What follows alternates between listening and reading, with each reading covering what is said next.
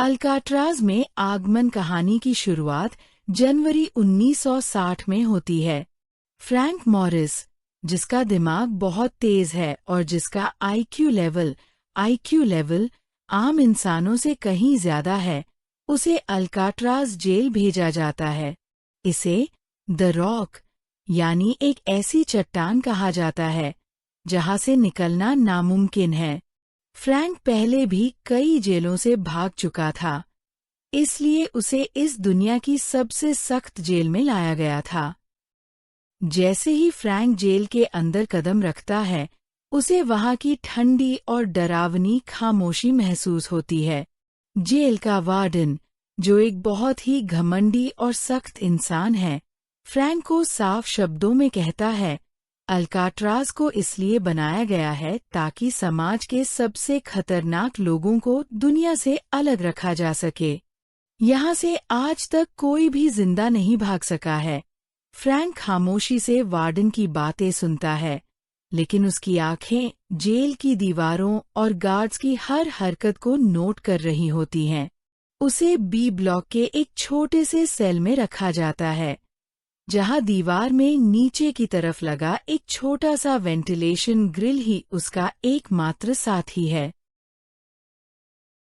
Jail के अंदर की जिंदगी और पहला सुराग वक्त गुजरने के साथ फ्रैंक जेल के हर काम और गार्ड्स की रूटीन को समझने लगता है। यहाँ उसकी मुलाकात कुछ पुराने कैदियों से होती है, जैसे लिटमस, जिसने एक चूहा पाला हुआ है, और इंग्लिश, जो जेल की लाइब्रेरी चलाता है। फ्रैंक को वहाँ एंगलिन भाई यानी जॉन और क्लेरेंस भी मिल जाते हैं, जिन्हें वो पुरानी जेलों से जानता था। ये सब मिलकर आज़ादी का सपना देखने लगते हैं। अल्काट्राज में जिंदगी किसी नरक से कम नहीं थी। फ्रैंक महसूस करता है कि समुद्री नमक और पुरानी दीवारों की वजह से जेल की कंक्रीट कमजोर हो चुकी है।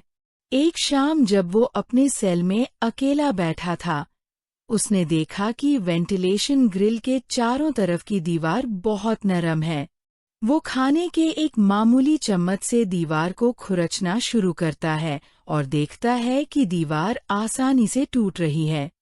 बस यही वो पल था जब फ्रैंक के दिमाग में दुनिया का सबसे बड़ा एस्केप प्लान बनता है। नामुमकिन मिशन की तैयारी फ्रैंक ये बात एंगलिन भाइयों और एक और कैदी बट्स को बताता है। उन्हें समझ आता है कि वेंटिलेशन ग्रिल के पीछे एक गुप्त रास्ता है जो ऊपर छत तक जाता है, लेकिन यह काम पहाड़ खोदने जैसा मुश्किल था। उन्हें औजारों की जरूरत थी और सबसे बड़ी चुनौती थी समुद्र पार करने के लिए कोई नाव बनाना। कई महीनों तक यह ग्रुप बड़ी सावधानी से काम करता रहा। उन्होंने मेस हॉल से चम्मच चोरी किए और उन्हें घिसकर ड्रिल की तरह बनाया। दीवार के छेदों को छुपाने के लिए फ्रैंक ने गत्ते और पेंट की मदद से नकली ग्रिल बनाई। सबसे बड़ा खतरा रात की चेकिंग थी। इसके लिए उन्होंने एक अनोखा तरीका निकाला। उन्होंने साबुन, टॉयलेट पेपर और असली बालों की मदद से नकली इंसानी सिर, डमी हेड्स, बनाए। इन सिरों को बिस्तर पर कंबल के नीचे ऐसे रखा जाता था कि अंधेरे में गार्ड को लगे कि कैदी सो रहे हैं। आखिरी रात और बड़े खतरे, अब सबसे मुश्किल काम था समुद्र को पार करना। उन्होंने 50 से ज्यादा रेनकोट चोरी किए और उन्हें गोंद से जोड़कर एक बड़ा बेड़ा, राफ्ट और लाइफ जैकेट बनाई। हर दिन उनके लिए एक बहुत बड़ा खतरा था। वार्डन को धीरे धीरे शक होने लगा था और उसने सेल की तलाशी का हुक्म दिया, लेकिन फ्रैंक ने बहुत चालाकी से अपने औजार छुपा दिए। अब उनके पास वक्त बहुत कम था।